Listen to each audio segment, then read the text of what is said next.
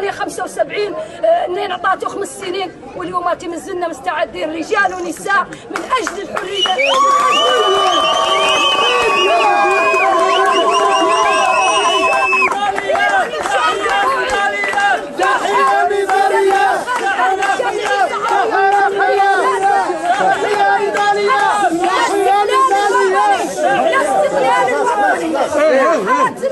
بدون استقلال لا حياة للشعب الصحراوي بدون استقلال.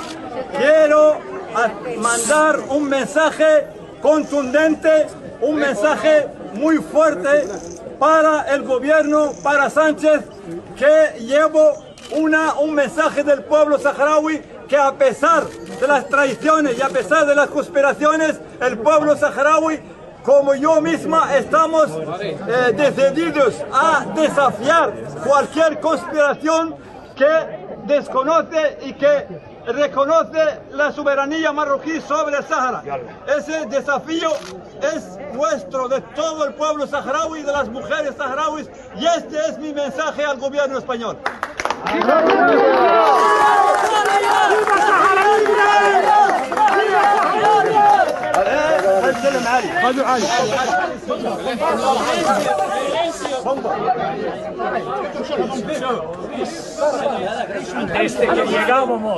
Desde que llegábamos allá a Buzdur, pedimos 3 cosas por Sultana y su familia: que deja de violar a las mujeres en su propia casa. Amarraron las manos de su mamá de 85 años tan fuerte atrás de su espalda que rompió los músculos en el hombro, y después forzaron a la mamá a ver los hombres violaban a sus hijas en frente de ella. Estamos pidiendo que los marroquíes dejan de violar a las mujeres adentro de su propia casa.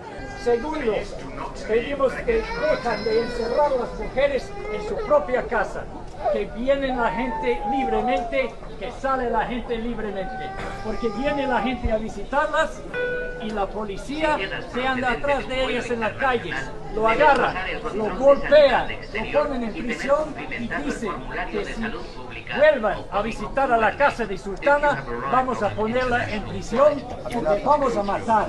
Y estas fueron palabras actuales que dijeron a las mujeres que vinieron a visitar. Y la tercera cosa que pedimos es que dejan los marroquíes entrar a la casa, un grupo internacional neutral de derechos humanos, para hacer un reportaje de todas las cosas increíblemente feas que hicieron a estas mujeres adentro de su propia casa por más que 480 días. Esas son las 3 cosas que ella pide para su familia y que nosotros estamos pidiendo al gobierno marroquí, quien es ilegalmente ocupando Sahara Occidental.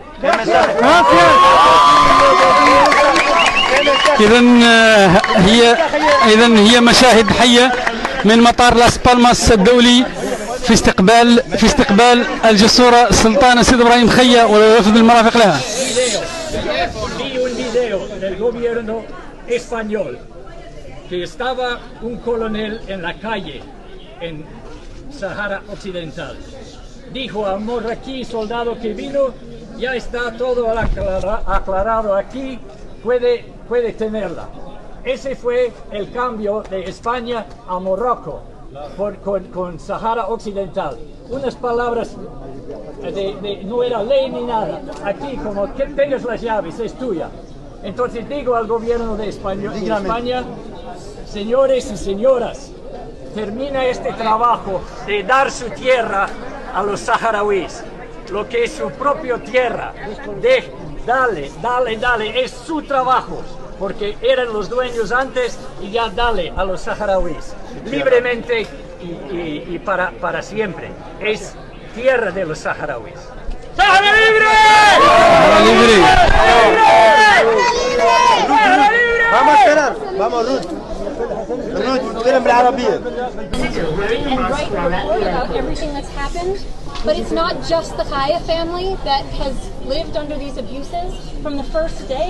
The first day that we met Sultana, within half an hour, her first message to us is that although we came because she invited us, she's not the only one who's been raped. She's not the only one who's been held under siege, and she's not the only one who has things to tell to the international community that the international community should care about and needs to write about. And although we've arrived here safely, alhamdulillah, with Sultana today, we're very, very worried about all the activists and all the Sahrawis who are still under Moroccan occupation, because they are still in danger and they're still living under the same violence that was in existence before we arrived and that continued while we were in the Haya family home, that we saw brought down upon the local activists in Bujdur, the women who took on the pain of attacks while we were protecting the Haya family home.